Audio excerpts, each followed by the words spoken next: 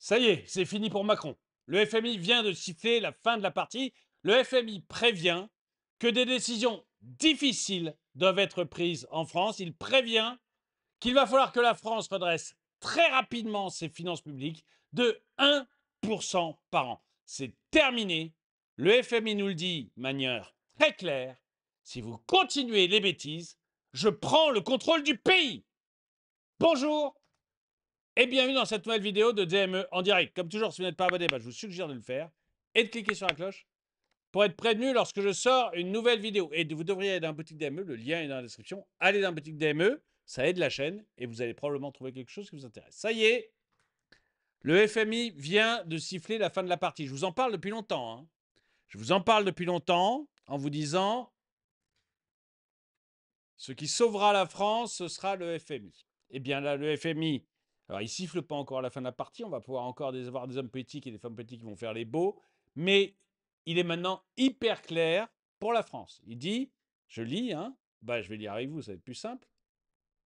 Des efforts cruciaux. Le FMI prévient que des décisions difficiles sont nécessaires en France pour redresser les finances publiques. Ils sont hyper clairs. Supprimer le statut de fonctionnaire et privatiser massivement la santé, l'éducation, l'assurance, chômage, France Télévisions, etc. Désindexer les retraites et diminuer de 20% les pensions supérieures à 2 000 euros. Diminuer les impôts, les taxes, notamment sur l'investissement. Eh bien, je pense que je pense qu'effectivement, c'est tout ça qu'il faut faire, mais qu'il n'y a aucune chance que ça arrive. Mais aucune, aucune.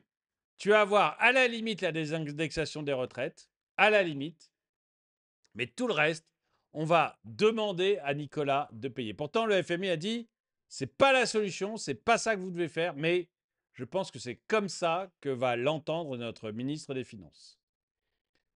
Je ne crois pas qu'imposer les plus gros revenus leur fasse grand mal et soit difficile. Mais tu as raison, Jean. Il faut imposer les plus grands revenus. Ils sont tous partis. Donc, je te rassure, ils sont tous barrés de France. Tous.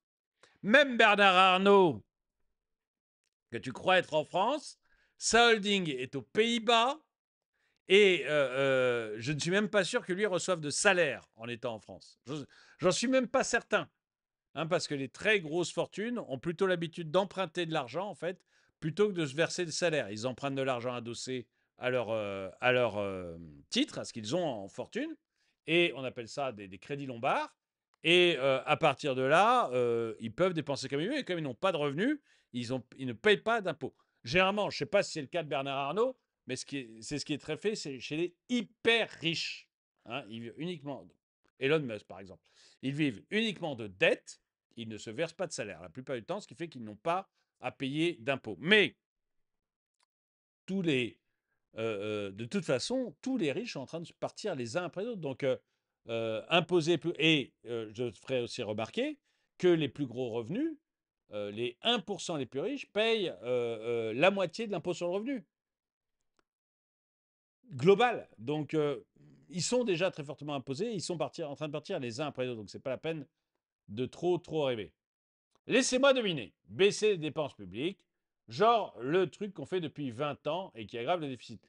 Alors, moi, je veux bien, Denis, mais on n'a jamais baissé les dépenses publiques en France. Jamais. On a des hommes politiques qui en ont parlé, hein, ça c'est certain. Donc, je t'en veux pas si tu le crois.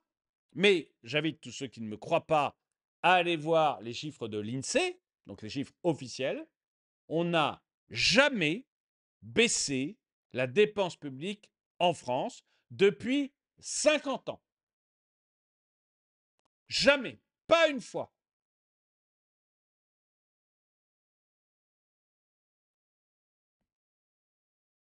Mais que faire? Nicolas qui paye, aurais-tu un avis sur la question? Je pense que Nicolas, il va raquer une nouvelle fois pour éviter que le FMI ne prenne le contrôle du pays. Si Macron est arrêté, la corruption anéantie, l'immigration stoppée et la sécurité de retour, comme dans les années 90, j'irai bosser. Pour le moment, aucun intérêt de bosser pour payer celui qui sodomise les Français. Moi, sans parler d'aller bosser, j'ai fait récemment, j'avais fait sur ma chaîne principale une table ronde où j'invite tous les mercredis matins. Je fais une table ronde où j'invite des économistes à parler avec moi de sujets. Et il s'est avéré qu'on était quatre. Quatre. Sur quatre, il y en a trois qui ont quitté ou qui quittent la France. C'est-à-dire, dès que les gens gagnent un tout petit peu d'argent, ils s'en vont. Et le discours qu'on avait tous, c'est-à-dire, attendez, payer énormément d'impôts, les plus taxés au monde, hein, on est plus taxé que la Corée du Nord ou le Venezuela. Il faut quand même l'avoir en tête. On est plus taxé que la Corée du Nord ou le Venezuela. Donc on est les plus taxés. Ça, c'est quelque chose que j'ai découvert mercredi lors d'une table ronde, justement, on en parlait. Et on est les pays les plus taxés au monde. Et malgré cela, vous avez une délinquance XXL. Et il y avait Sylvain Tiger qui était avec nous. Et il disait, mais attendez, tu payes énormément d'impôts. Le gars qui prend tes impôts, c'est-à-dire qui va bénéficier des minima sociaux, du RSA, etc., non seulement il risque de t'agresser derrière dans la rue, mais en plus, quand tu t'en vas, il te pille ta maison, etc. C'est-à-dire qu'il y a zéro protection. L'État t'apporte zéro protection, mais te pique tout ce qu'il peut. Bah, on s'en va. Et je suis désolé, mais c'est vrai, vous avez des États qui, pour beaucoup moins cher d'impôts, assurent votre protection complètement. Complètement.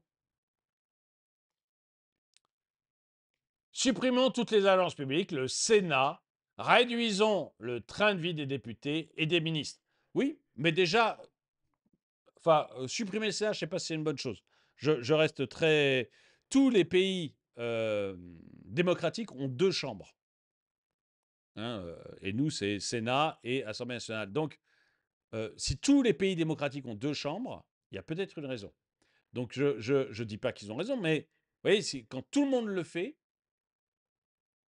il y a peut-être une bonne raison. Donc, je reste sur l'idée que le Sénat, on peut largement limiter les coûts, hein, parce qu'ils ont des coûts complètement, un train de vie beaucoup trop élevé, mais on n'est pas, le supprimer me semble un peu dangereux.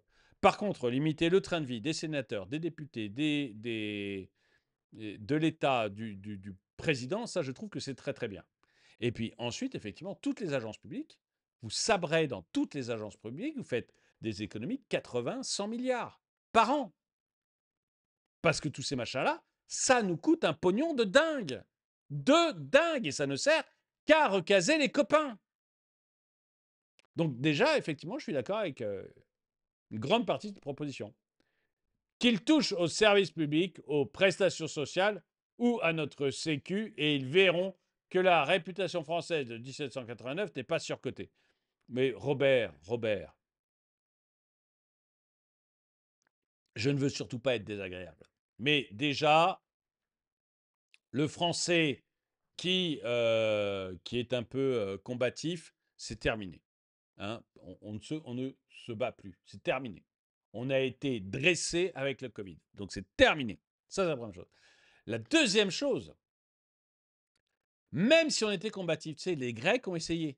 Hein, Tsipras, donc extrême gauche, élu par les Grecs justement pour éviter le FMI. Donc élu pour ça. Il va voir les représentants du FMI, il dit non, on fera rien. Les représentants du FMI lui disent vous êtes sûr, vous devriez vérifier.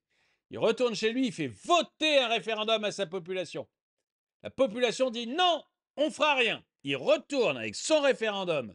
Et lui, extrême gauche, devant le FMI, dit on ne fera rien. Regardez, même ma population est d'accord. Et à ce moment-là, le FMI et la Commission européenne disent mais il n'y a aucun problème. Par contre, on ne vous prête pas d'argent.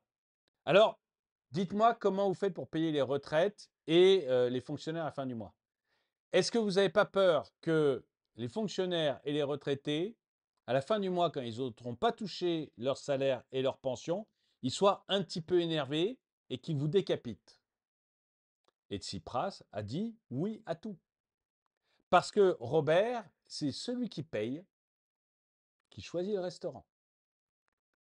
Et si le FMI prend les rênes de la France, il choisira notre politique. Il choisira notre Premier ministre, il choisira notre politique. C'est arrivé dans des pays comparables à la France. C'est arrivé notamment il y a peu de temps en Italie. hein, où Berlusconi, qui était indéboulonnable, s'est fait déboulonner en 15 jours. Et on a mis un technocrate à sa place. 2012, 13, je ne me rappelle plus. Donc voilà, il ne faut pas essayer de montrer ses petits bras musclés quand on n'en a pas. Donc, écoutez, voilà, cette info me semblait assez importante pour que j'en parle. On va voir s'il y a d'autres choses sur le FMI. Le FMI, la France doit prendre des décisions difficiles pour redresser ses finances. Le FMI déconseille les hausses d'impôts massives et appelle à réduire significativement les dépenses publiques. Je pense qu'on fera exactement l'inverse. Le FMI prévient que des décisions difficiles sont nécessaires en France pour redresser les finances publiques. La dernière fois qu'on a vu des menaces du FMI, ça a été appliqué à la Grèce. Écoutez, voilà, je ne sais pas si notre Macron va entendre cet avertissement du FMI, mais je vous ai toujours dit qu'on était au bord du gouffre. Ça se précise de plus en plus. On est de plus en plus près du gouffre. Dites-moi ce que vous en pensez. Dites-moi si vous croyez que l'on va s'en sortir ou si, ouais, c'est pas grave. Allez, oh, on est la France. Dites-moi ce que vous en pensez. Mettez un pouce vers le haut, commentez, partagez. Merci à tous ceux qui ont regardé.